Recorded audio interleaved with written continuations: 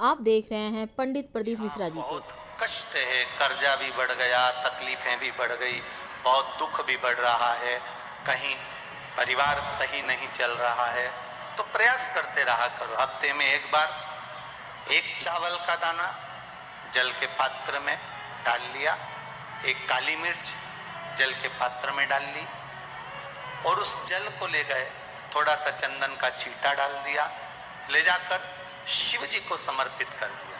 शंकर को जल चढ़ाने के लिए 5 स्थान हैं जहां शिव को जल चढ़ाया जाता है और शंकर उस जल को स्वीकार करते हैं, जिसको पंचगंगा कहा गया। 5 स्थान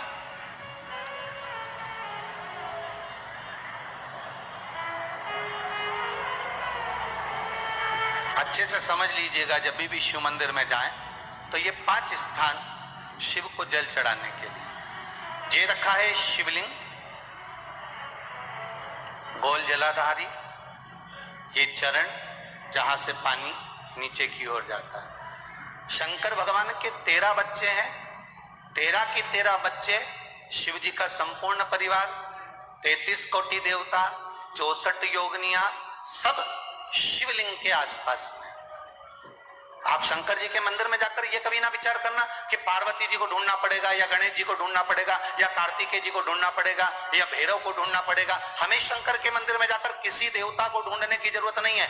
जहां शंकर भगवान का शिवलिंग रखा हुआ है वो माता जी का हस्तकमल है, माता पार्वती जी का स्थान है। जहां शिवलिंग रखा है वो शंकर भगवान है।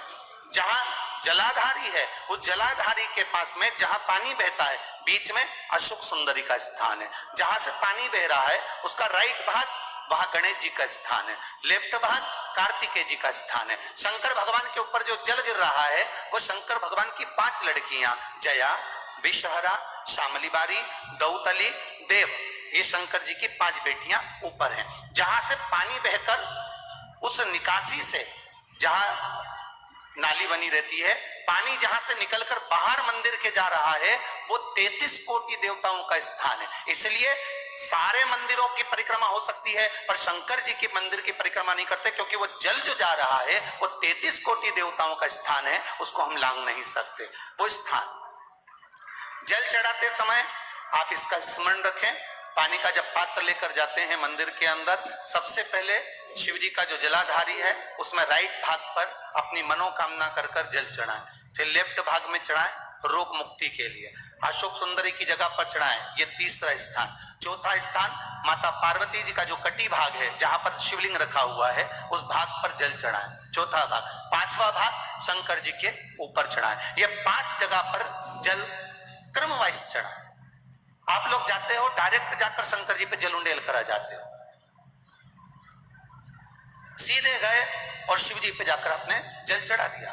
हमारे यहाँ शास्त्र कहता है जैसे अपन देवताओं की पूजन करते हैं तो पंडित जी सबसे पहले पूजन किसकी कराते हैं? जम के बोलो जरा, गणेश जी की। गणेश जी के बाद पूजन कराते कराते कराते कराते कराते कराते आगे के सारे देवता कराते कराते कराते कराते फिर मूल पूजन पर पहुंचते हैं। आप डायरेक्ट मूल पूजन पे पहुंच जाते हो। और सरल भाषा में समझ लो, जितनी सरल भाषा में समझोगे ना उतना अपने जीवन में उतर जाएगा। इस छत के ऊपर आपको चढ़ना है, निशानी रखी है,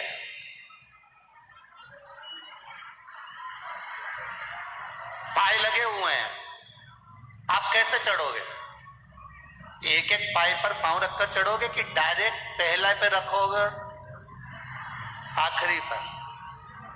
जम के बोलिए जरा, एक एक पाए पर पांव रखोगे ना कि धीरे धीरे हमको चढ़ना है। उसी तरह शिव मंदिर में पहुंचने के बाद पहला गणेश स्थान, कार्तिकेय स्थान, अशोक सुंदरी का स्थान। अशोक सुंदरी के स्थान पर जल क्यों चढ़ाया जाता है?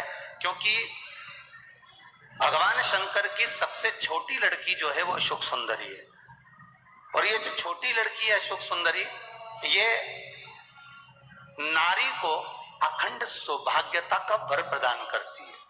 कौन सी नारी को? किस नारी को अखंड सौभाग्यता देती है?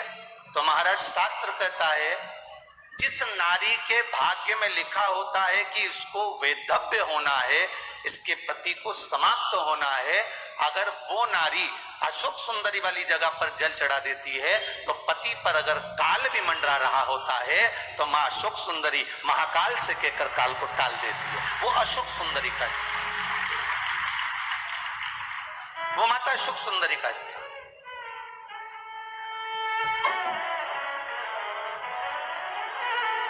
जल चढ़ाने का एक नियम है। यहां जल चढ़ाया, फिर कार्तिकेय बाबा को चढ़ाया, फिर अशोक सुंदरी को चढ़ाया, फिर कटी भाग पर।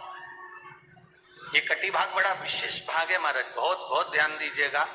इंदौर में माहिल्याबाई के इस पावन नगरी में माहिल्या शिव पुराण की कथा चल रही है। प्लीज लाइक कर सब्सक्राइब जरूर करें।